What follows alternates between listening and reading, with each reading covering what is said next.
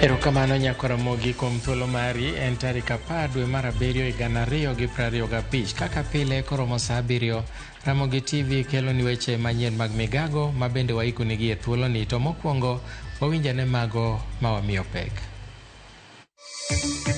The second respondent hearing will be set at liberty unless otherwise lawfully held. Furthermore, the first respondent will be remanded awaiting his arraignment before the High Court. Obila Lindsay Baraza Musinde koridhi yale wi nek mar Boniface Kariuki kobila machielo to doho weyo thuolo. Doho olero ni ng'eto manyoro e wi ageng'a mag apaya en mana mar kinde kidwaro nobila mondo ochiw notis kapok gidino apaya moramora. Ji onge gi information, yudhe gi onge gi information mondo ging'e ratiro margi kaka ginyalo geng'o yie moyiwgi gi sexual gender based violence kod HIV. Kaunti ma Homa Bay medo yuo twak kod rowere e geng'o landruok mar kute mag ayaki, geng'o yie mohiu kaachiel kod lwenje ma kit chwech.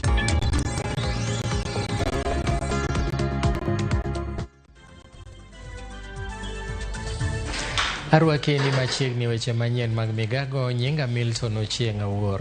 Apisi ma Nyamin Wuche omako buch nek Lindsay Masinde Baraza, apisa manone picha kachielo gi magina rawera Boniface Kariuki chieng' ng'anyo ma tarik 25 ma dwe mokalo. Achich machielo manodonjne Duncan Kiprono to nowe thuolo gi Jamin Buche kaluwore ni onge gima tude gi nek mar rawerano. Baraza ibiro ng'ad buche kiny tich abich e doho mamalo gi jang'ad bura Justice Kimondo. In order for instatement is previous position. Okay. That's okay. You're on our side. Safe to say that we should disapply. Following the information by the DPP, so the second respondent hearing will be set at liberty unless otherwise lawfully held. Furthermore, the first respondent will be remanded awaiting his arraignment before the High Court to face the murder charges that have been preferred by the DPP. So I hereby mark this file closed. Doho ma pacho ka oyango ni ng'eto manye gigolo nyoro makumo obila keto rageng'e apaya e kinde ng'anyo ok en gino mosiko to mana kuom kinde nyaka tiek winjo burano. Burano nochwal e doho kod Katiba Institute kane giwacho ni roadblock go ne rocho wuoth kaluwore ni obila ne ok ochiwo notis moromo ne jopiny. Ng'eto no mano ochiw gi doho mamalo ne ok okumo gai mar obila kuom dina peyni, mak mana ni ne dwarore mondo mi ochiw notis moromo motelo ne timo kamano mar miyo jopiny thuolo machanore e yo makare. Gimedo ni nowinjore ochiw notis makatin to ndalo 3 motelo ne dina apaya, kendo ni jopiny nyaka ne mi ndalo 3 kende maduoko wachno.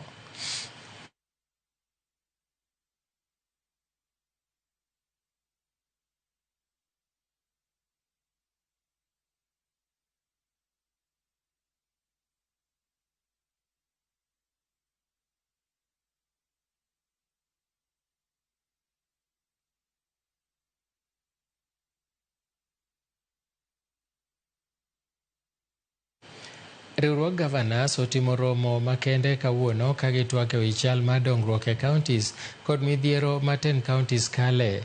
Jakom mar riwruogno Ahmed Abdullahi twak gi oganda e sani ka koro wadhi achiel kachiel mondo wawinjane kaka twak ma kamano dhi nyime. From 113 the previous year, showing a focus on upgrading rather than expanding. 36 counties maintained digital business registration, though only 33 have implemented the unified business permits, down from 30, highlighting the slow adoption of integrated systems. Trade licenses issued have risen by 66% from 506,855 to 842,931, reflecting increased business formalization. MSME support also grew, with 60,020 enterprises trained, nearly double the previous year, on key topics like registration, finance, and identifying business opportunities.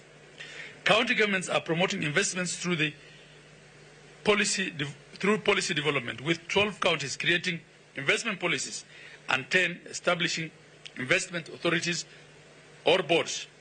These bodies drive specific investment initiatives by identifying opportunities, monitoring progress, and providing aftercare services to investors, helping attract and retain investments within counties. Additionally, 34 counties are currently implementing county aggregation and industrial parks (KIPE), with 13 counties projected for completion and commissioning before the end of this calendar year.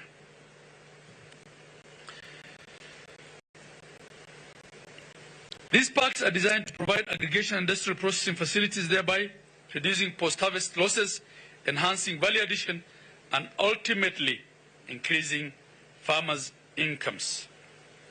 In the fiscal year 2024-2025, county governments supported the growth of cooperative societies, with the total number rising from 20,175 to 21,016, a net increase of 841 new cooperatives. To improve governance and sustainability, specialized training on alternative dispute resolution.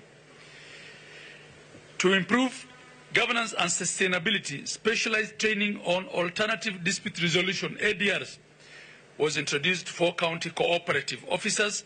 Counties also advanced capacity building efforts, focusing on leadership, audit support, and enterprise development to strengthen cooperative performance and member engagement.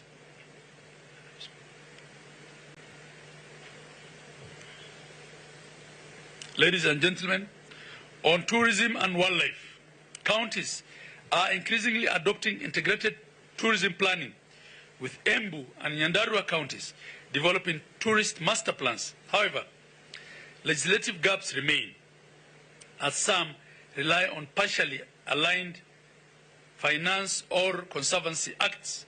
A key development is Baringo's 2024 Conservancies Bill, proposing structured governance, licensing, and revenue sharing for community conservancies, supported by existing regulations and management plans. Counties are actively developing wildlife and cultural sites to boost local tourism, with 15 reporting museums, 21 recreational parks, 6 theaters or cinemas, and 12 public beaches and 26 cultural sites.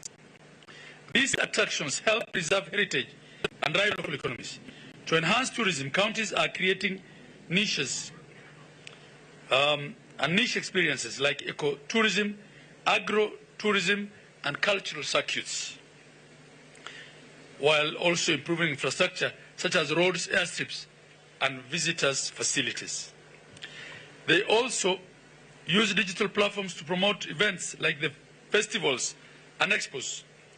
Public-private partnership, community involvement, and sustainable practices are being prioritized to support long-term growth. Jatend josalame pachoka Sheikh Abdullahi Hussein Athman owito ngimane otieno ma piny orugodo kawuono e boma ma Mombasa. Jotelo mopogore opogore kaachiel gi imam mar din jo-Islam e boma ma Nairobi Sheikh Jamaluddin Osman oro ote magi mag lito gi kuyo e wi tho mar Athman. Sheikh Athman igeno ni biro koe kar yweyo mare mogik kawuono godhiambo e boma ma Mombasa.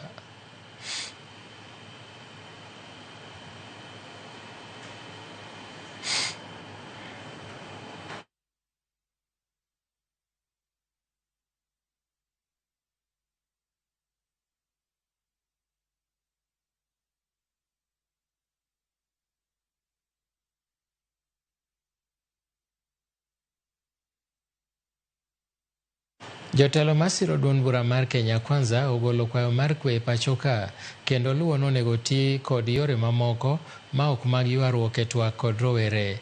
Kanowuoyo e boma ma Malindi e kaunti ma Kilifi e kinde pogo omenda mag tiego joma mine, jaod bura ma Malindi Amina Mnyazi nowacho ni pogruok mantiere e kind rowere en gima inyalo tieki e yo makare maonge ywaruok. Bende nomedo luwo ni ng'anyo moriwo jomaundu mosebedo e pachoka oseketho weche mag ohala ahinya te gwenge ma kadho nam chumbi.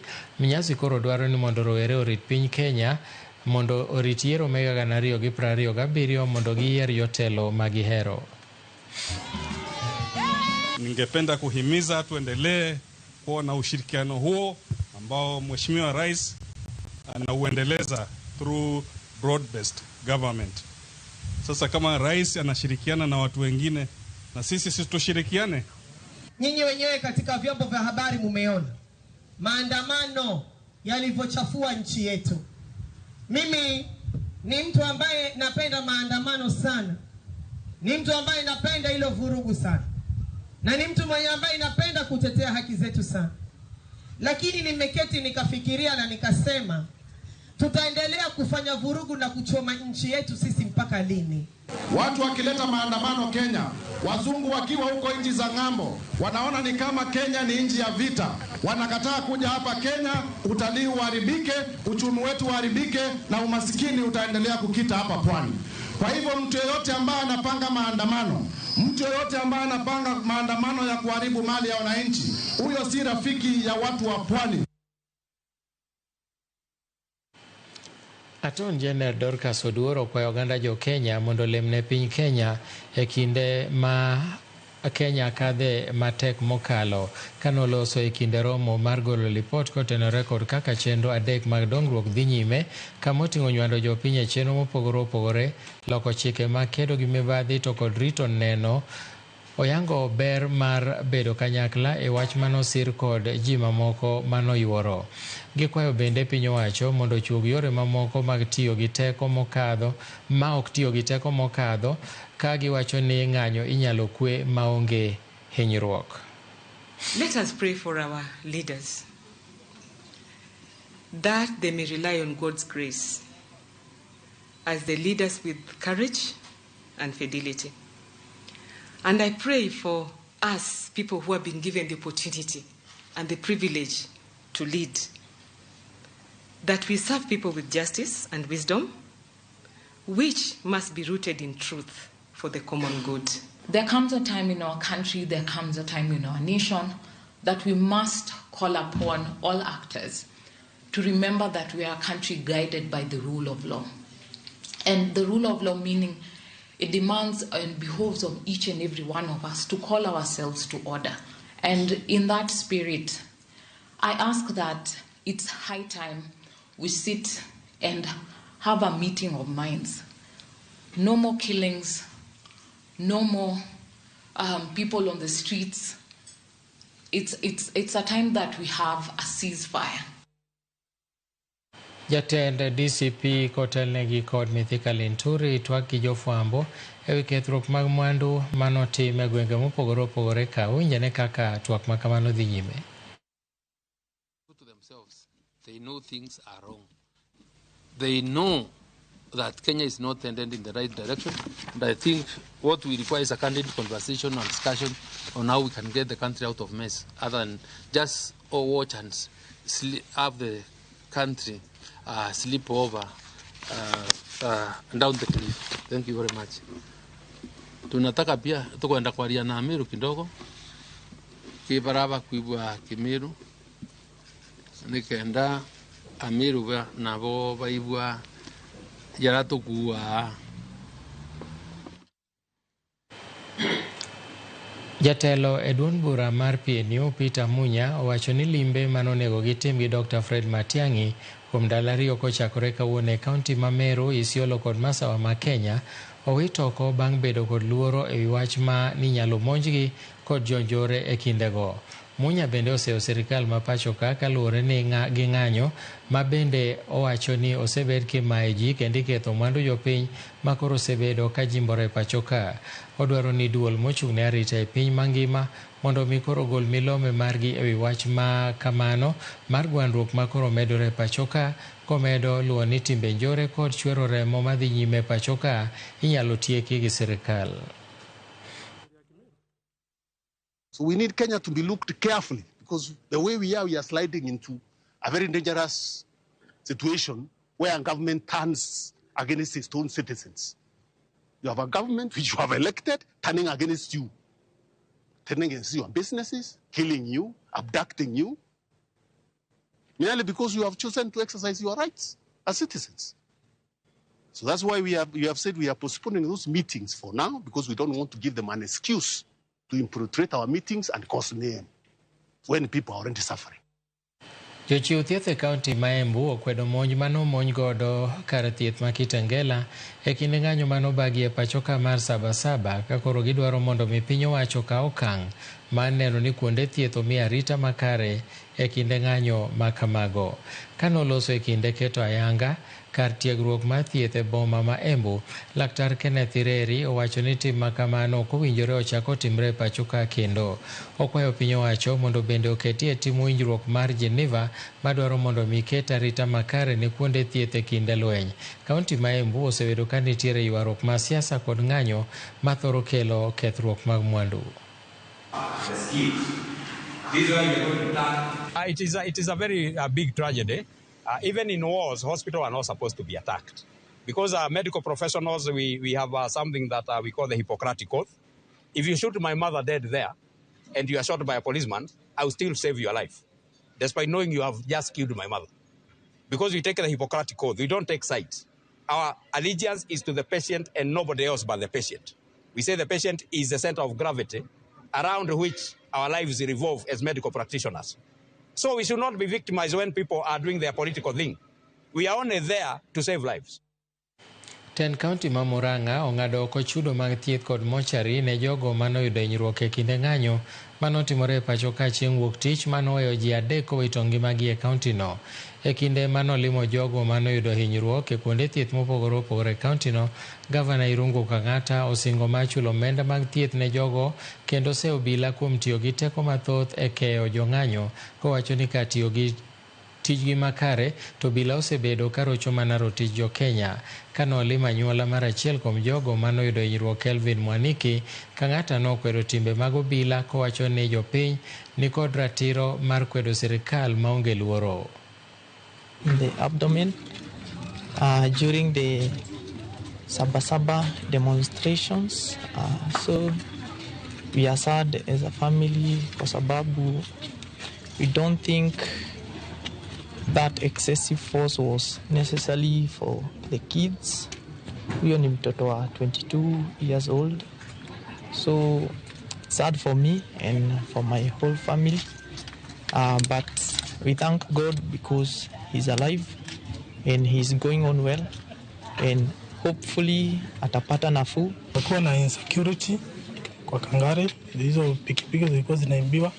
So the residents walikuwa na hasira, ndio ikaleta maafa yote. Our governor amesikia hiyo na I hope atafanya steps za ku make sure hiyo kitu ita happen tena. We hereby announce that we will waive the bill both for the people who are in our facilities and those who there are one person who has passed on. We will render free service, and because we do not want them to have double tragedy, so we will support the family by giving them free service in our facilities. Erokamano nyako Ramogi kuom medo kete Ramogi TV. Wadhi nyime gi weche manyien mag migago, to kapok wadhi e yweyo mokwongo, an gi ote kadori nyathi Opiyo owacho ni onenowa gi nyithinde Rihanna kod Fidelis gi familia nete, kaeto Lawi wuod Adore mar Rinya oneno Ramogi TV yo makare. An Ken Juma mar Dandora waneno migago yo makare ka wan kod pin namba mara Mary Mudhini e Ondisorendi, kaeto machielo achieno mar migago neno maler kendo morowa ka wantiere Kariobangi North, mano Victor Omondi mar Kariobangi North wacho no budho gi kod Victor Omondi mano jo Odundo Mtukubwa size ndogo, kaeto Deno ba umoja mar Game Regea Got Regea wacho ni Ramogi TV ler kendo waneno e yo makare. Nyako Ramogi wadhi e yweyo mak mana ni pod wan gi mathoth kikebi mabor.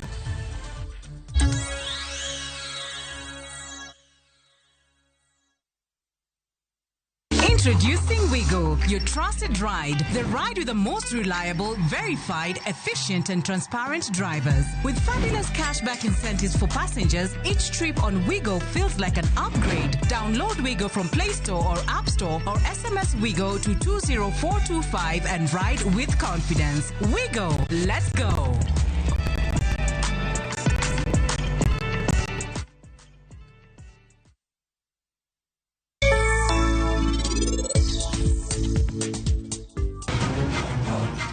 Nyako, ineno dhot ma inidonjo godo kaini. Adwa ni lok toki mondi wuok kae kaka inidonjo no. Pari ini kia waiwane maber. Kata kiwondri ni muolo kinyal more kata matin. In kaka chi arus ichung kae, ka inirito won arus mondo bi. To kara won arus konchiel be, otero nyako machielo e odgi. Anang'eyo gimomiyo in nitimo arus kode, to kendo anang'eyo gimoro amora ma mama ni otimo.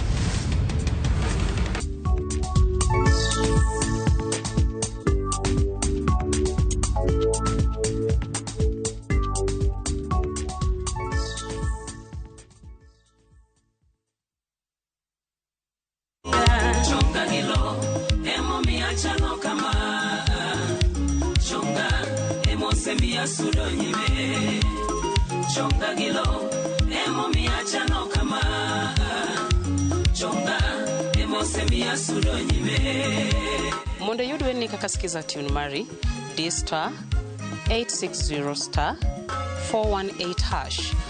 Ramogi TV en od jower duto.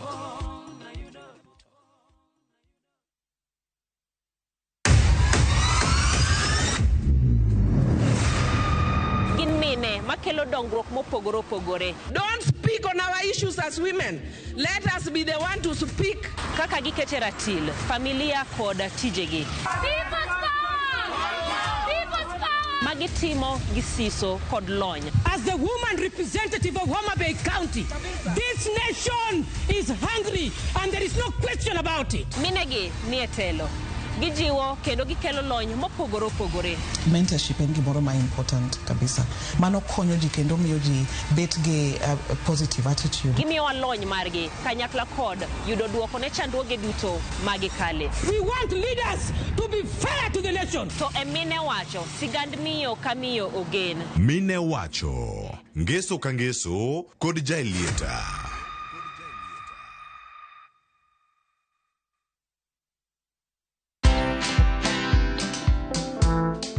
Vile nilianzanga ilikuwa ngumu, hata mguu ilikuwa inachoka.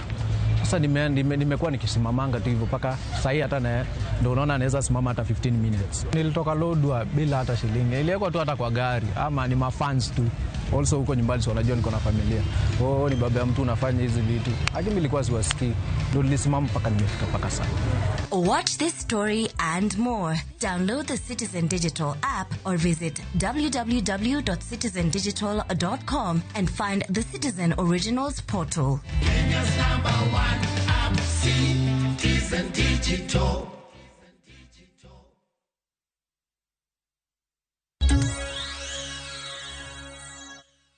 Machiegni kendo, migao mathieth kokalo kuom bad migao makedo gi tuoche mag nyeye NASCOP obago romo makelo kanyakla ute mag thieth mag ji giwegi mondo gitwagi kaka gibiro chako tiyo kanyakla e geng'o tuoche mag nyeye kama oriwo kute mag ayaki.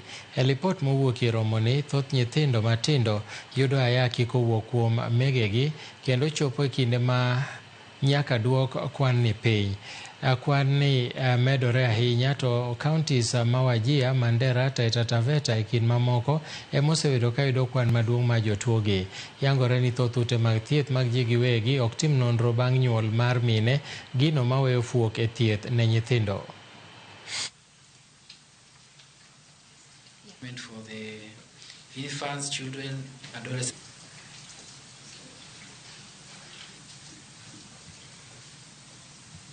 This to the online team. Thank you, Dr. So I'm going to invite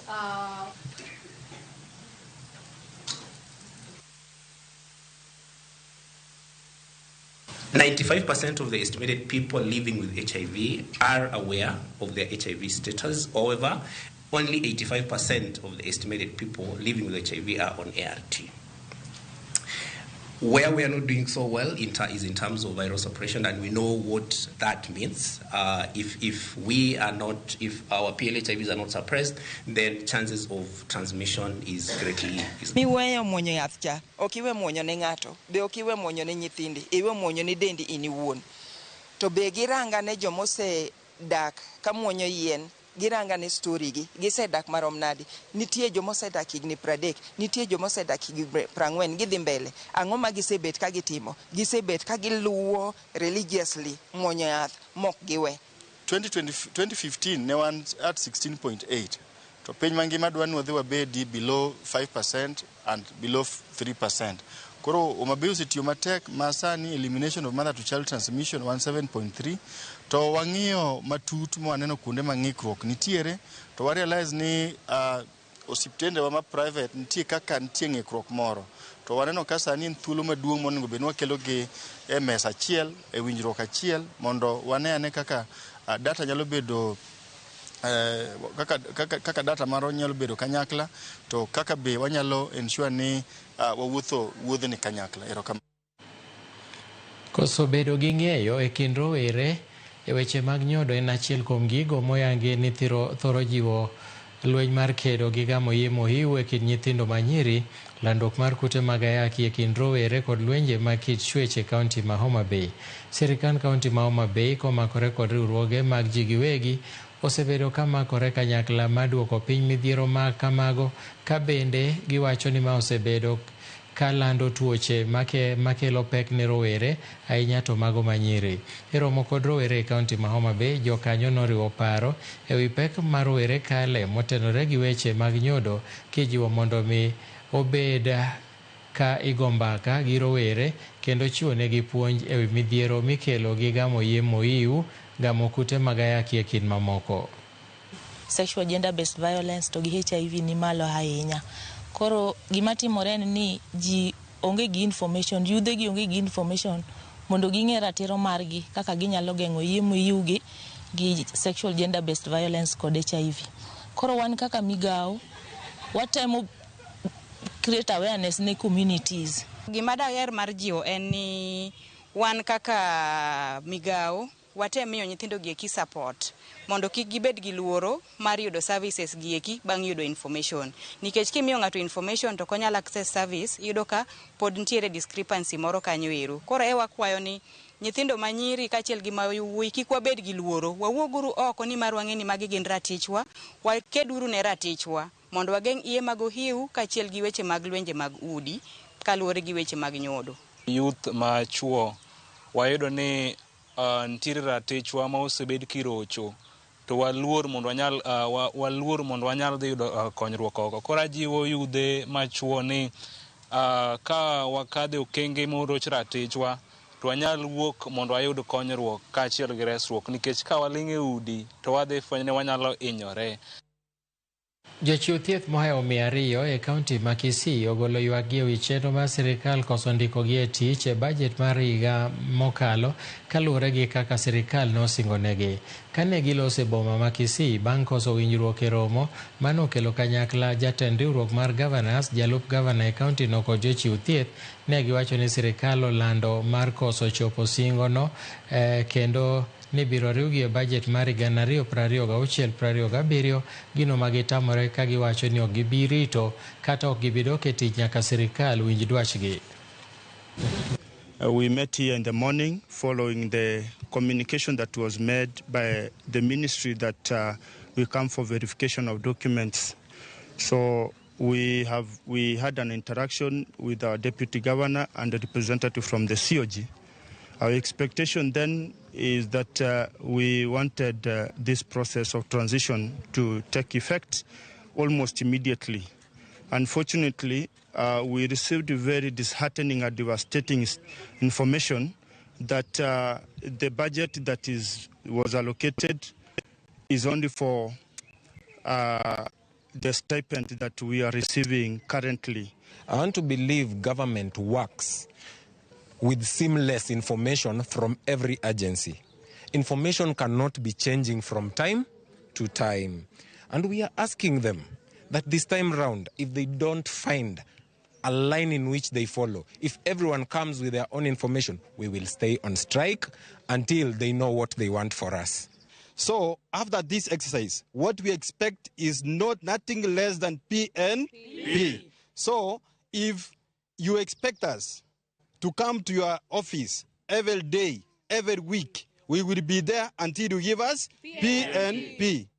Jodong Suna e kaunti ma Migori osiemo ji kamoting'o moko kuom jotend kar tiegruok mar jopuonj ma Migori TTC magiwacho ni temo geng'o chenro mar somo mochaki kod mbalariany mar Rongo motisi ni Rongo University's Learning Center mosebedo kadhi nyime e kinde mar dweche 2 ma kokalo e alwora ma Migori. Jodongo go eko kotelnegi kod ker ma Suna Japheth Riogi owacho ni biro mar bad mbalariany mar Rongo e kar tiegruok ni mar Migori TTC en gima ne giserito kuom higni malach kendo ok ginyal yie mondo mi ng'ato keth lek margi. Kar tiegruok no mar Rongo University Learning Center manochakore dwe mar 5 higani sani nitiere kod jopuonjre malo 200 masomo courses mopogore opogore. Miyo wakwayo ni ng'ata mapingo University ma Migori ka jaduong' okwanyo the late no penjo ni what about Migori. Wambe wapenjo ni what about Migori mamiyo gimoro amora mabiro ka ng'ato nyaka pengi. Eno ng'ama pingo no, who are you? En ng'a? Aende mbali kabisa. Kwa hiyo wadagi wawacho ni university warwako gi lwedo ariyo, waonge gi wach moro monyalo wacho, ji man ka giduto, joma dwaro ni university obedi kata an, agombo ni university obedie, adhi e sikul, graduate kata an be anwang' doctor. Nitie oganda moko ma ok dwar university mondo obedie college ka. Oganda gi gisendiko kalatese, gisendiko barupe, maketho nying jotelo moko kaka VC ma University Marongo gi jakom mar Migori TTC ka giketo kuom gi weche ma ok odhi kare. Wadwa kwero ni university mabedo kani en mar jo Migori, wasemanye kendo wadware. Wawacho ni university no nyaka bedi. Ka wayudo university Migori ka en dongruok ne Migori County te. To bende awacho ni ya jogo eko matie Migori College onge ng'ama dhi riembe tich. Curriculum ma ipuonjo go nyithindo manie TTC ok dhi change ni university ni kanyo. Nitie kuma gidonje to joka bedhi mana gi margi. University must stay because why, if it is Migori, every now and again there's a problem. We don't want people from somewhere else to come and create for us problems that we have tried to sort out for so many years. Buche lwenje ma kichwech osebedo ka medore e kaunti ma Machakos ahinya to ne jok manyiri kaachiel gi joma mine ma higi oniang' ma oweyo jotelo ma kaunti no kamanyo yore manyalo konyo tieko lwenje ma kamago. Jang'ad bura e doho ma Wamunyu Eugene Pascal olero ni de ma hikgi ohewo 70 emosebedo kakale achiedh nade ma kamago koting'o nyaka Bembo. Kanolose romo manokelo kanyakla jokedo ne ratich oganda, riwruoge mopogore ma ok mag piny owacho kod jogo moseyudore e lwenje ma kamago nowacho ni jogo machopo e rang'iny ma kamano yudo midhiero mang'eny mokalo kod hinyruok. Bende nolero na achiedh nade ma jok manyiri ma gini e bwo higni 8 kale en gino ero minyalo tieki kapo ni oriw paro kanyakla.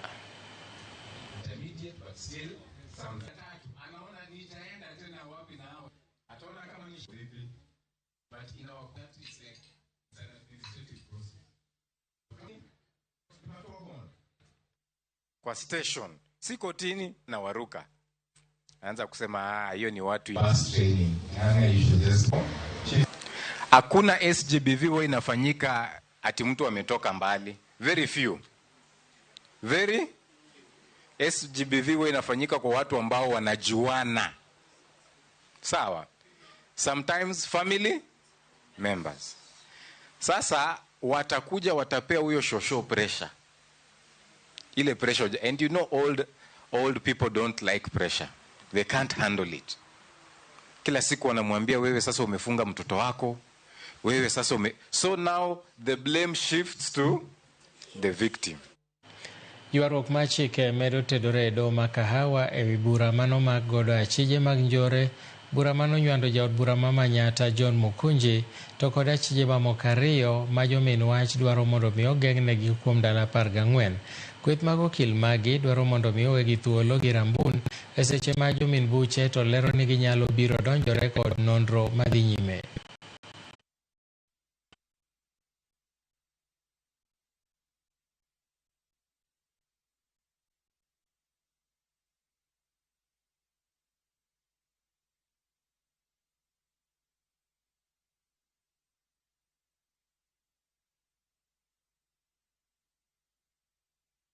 Supermarkets have been destroyed when the police vehicles are just outside there. We cannot ignore these things. And because we are dealing with a political situation and say, whoever the police brings here, we are going to believe it. We are treated into a Sika Siona. You'll have the opportunity to analyze that paper, a mere A4 paper. If they intend to rely on it, no exhibit memo. How can this qualify into being an inventory under the Criminal Procedure Code? Piny owacho bwo migawo mar yuto mag nam osechako chenro mar kedo gi wach mar chido mar nam ataro to chutho e gayo wach modhi ma bende ipuko godo taka e namno. E romo manobagi Mombasa, jokanyo e sekta mar nam koni modhi mapukore e nam kowuok e meli thoro timore e alwora mar wath ma Mombasa kaachiel kod mano ma Dar es Salaam kaluwore gi kwan meli mathoth maringo e wedhego. Gikoni kata obedo ni nitiere chike magayo wach mar chido mag nam, midhiero mantiere en ni pinje ma okiewo gi nam ok thor kete tim chike ma kamago, gino makelo midhiero e lwasi kaachiel gi chwech modak e nam.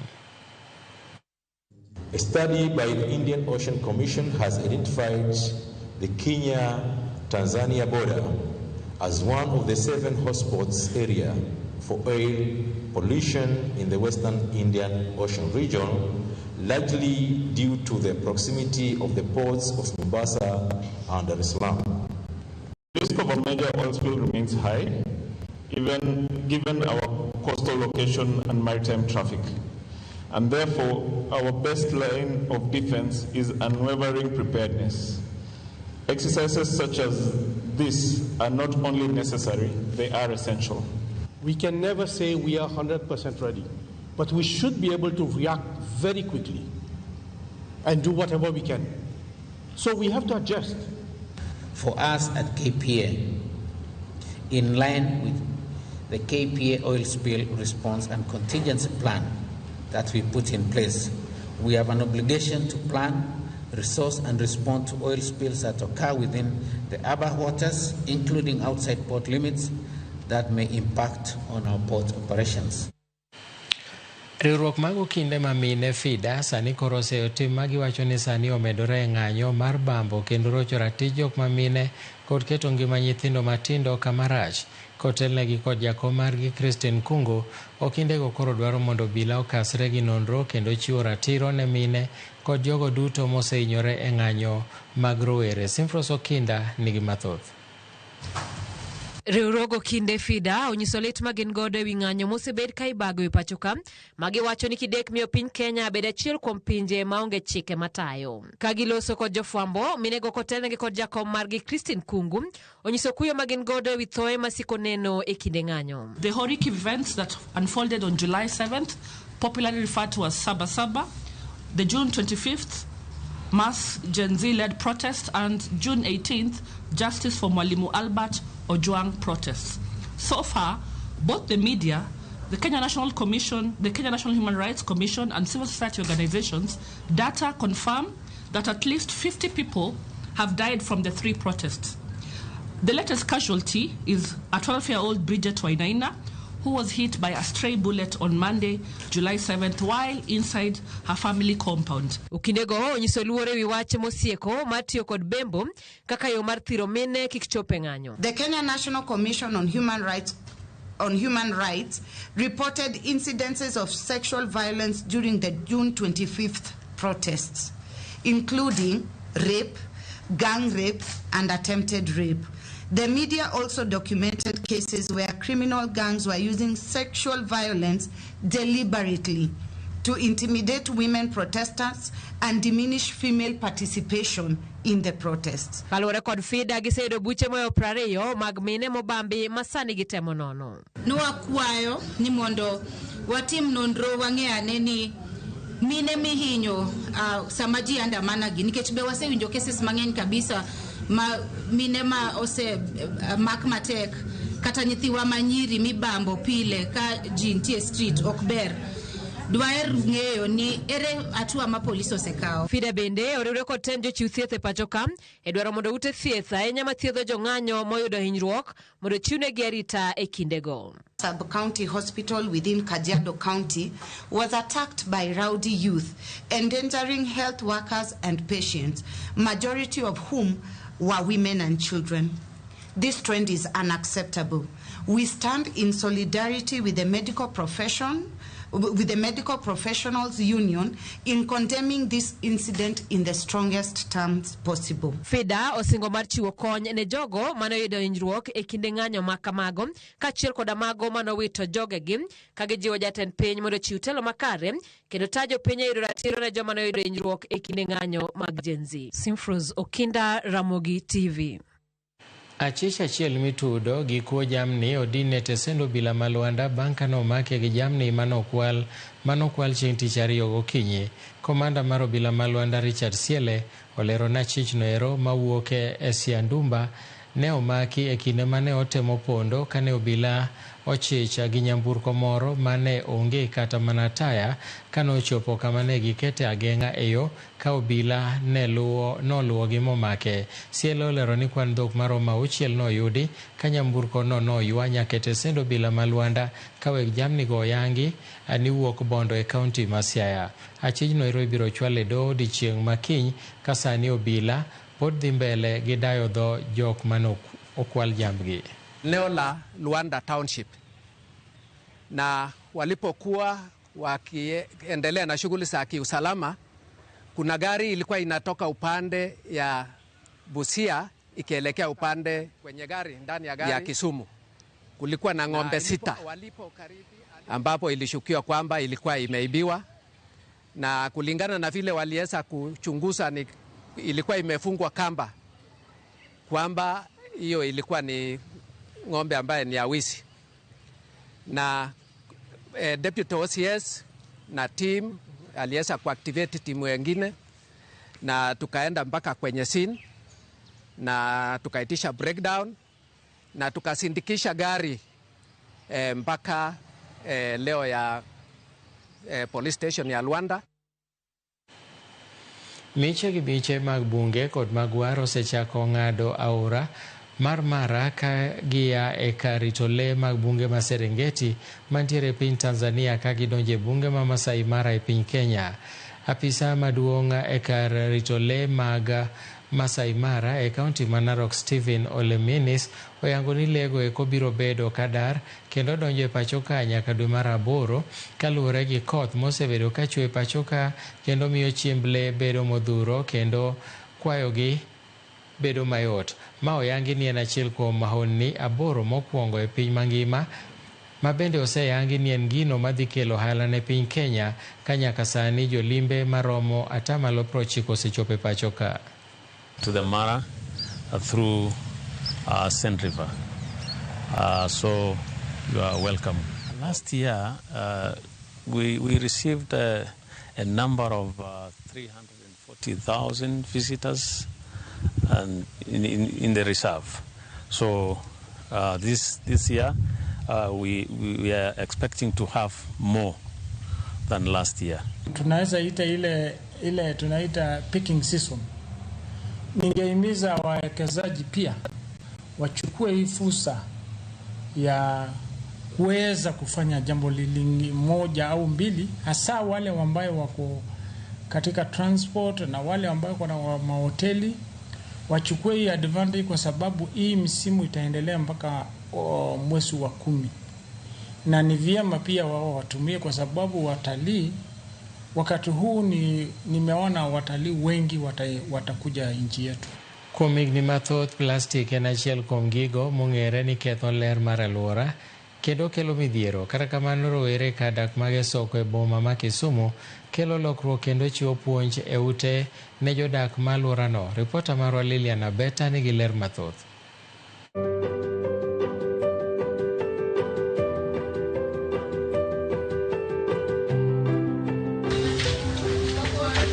E okinyi mang'ich, wang' chieng' mienjo ka e kinde ma ji wuotho kendo wuok e utegi ka gidhi e yor manyo.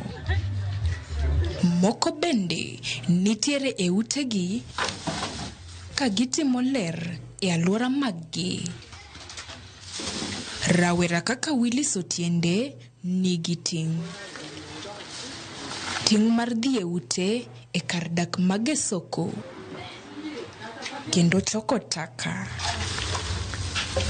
Taka onywandore kendo oket kanyachiel ka tich ma gin godo en pogo taka go. Mago mag plastik giketo yore, chiemo bende giketo yore, koda taulo mag ria kod mag boyo nyithindo bende iketo nyakonchiel. Willis pimonwa kaka wuodhno nochakore. Nwachako wuodhni Januari, kane watimo clean up moro Gesoko kae, partners nolimowa to watimo clean up. Koro gima ne watimo, wadonjo e dhoudi ka dhoudi, to wadonjo e dhoudi to wapuonjre gi jo ot kanyo. Wapuonjo gi weche waste management, kaka itimo waste separation, wapuonjo gi issues mag zero waste principles kaka refuse, reuse, recycle. Bang' puonj makamano to wa provide community members waste bags adek nikech wadwa patek kod gigi miluongo ni climate action. Warado gi rowere ma bende tich omako kapango chupni kod plastik mamoko, tich mamiyo gi yuto margi. E bathgi bende nitie taka moko kaka pot alode, olembe ma osecham gi mago moto. Chenro mar choko taka en chenro ma onywando nyaka johala ma imiyo puonj e rito alwora margi. Catherine Awuor, ma en achiel kuom johala, nyiso mor mare kendo puoyo okang' mar rowerego nochako. Wapogo moko wauso ne jo anguro, joma pidho gwen, joma pidho atudo. Moko wakawa recycle wadok wauso kendo konyowa e pesa matin ma wayudo. Miyo kama wadake ler ni malo. Plastic ne wayudo ni en gima kata kisetiyogo to onge kaka onyalo timang'o, kaka onyalo tow. Koro no ne alwora bedo molil ahinya, lakini kane wach ma waste management manobiro ni, na yudo ka nokonyo alwora marwa. Watwak bende kod moko kuom jodak kendo gilero lokruok mosebedo nyaka ne chenro makamae chaki gi riwruok mar Happy Life for Development. Kaka nomiwa jweni adek go ma separate gigi, chon ne wakia gigi, koro sani kaka wang'eyo, wakaw jweni adek gi waketo plastic yore, pampers mag nyithindo gi sanitary towels mag joma nyiri waketo kando, gi yugi moko ma inyalo gole compound kae kata ka jwendni to wachoko gi twatere skip. Kata kamano, gimedo jiwo rowere mondo dhi nyime gi chenro ni makoro kelo lokruok maduong' e alwora. Alwora ma oting'o nyithindo, gino makoro gineno kaka okang' mabiro thiro tuoche manyalo gore kuom jodak. Wakwayo ni vijana matindo bende ma ae states mamoko bendo tim the same mondo mi ngima jodak ma Kisumo obed maber. Kata obedo ni rowerego osebero alwora margi, pod gin gi penjo ni taulo mag boyo nyithindo kod taulo mag ria gidhi tero kanye. E aora ma Uji,